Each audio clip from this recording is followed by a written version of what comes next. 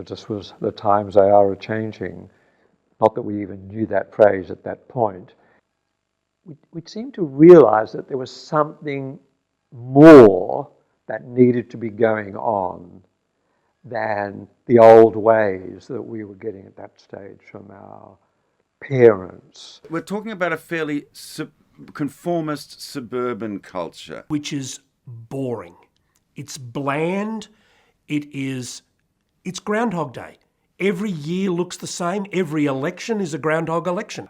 And it's a highly censored society as well. I mean, the level of censorship is extraordinary. Things were going on in the world, but it was quite hard to find them out. So I just think we were coming to a time when there was a shift of some sort. And the more that shift started to show itself, the more that other people got interested.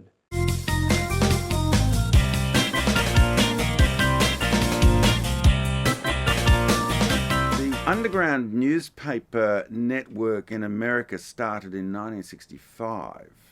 That's the Los Angeles Free Press, early 65.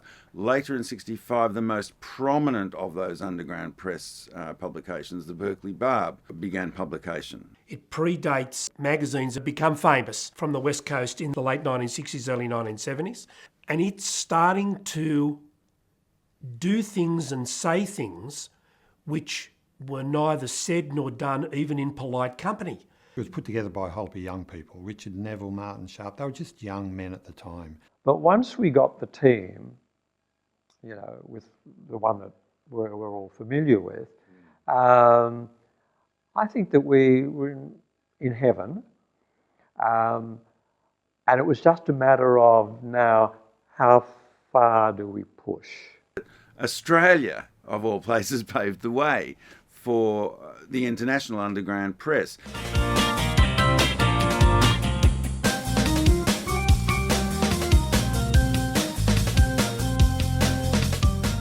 It was controversial. It touched on subjects that were considered completely taboo: abortion, homosexuality, Corruption, drug use, censorship and racism. police misconduct and so forth. You just didn't talk about those sorts of things back then. This is part of a group of people who are beginning to think outside the box. The wheels were turning. We're not quite sure why they were turning or for how long they would turn. There's this kind of general climate of growing cultural and political dissent that Oz fitted into, but what it added was a scatological sense of humour. Yeah, I was able to actually bring out a newspaper. You're allowed to do that, strangely enough. Oz was a significant magazine both of its time, but when we look back at it 50 years later, it's a historical document now.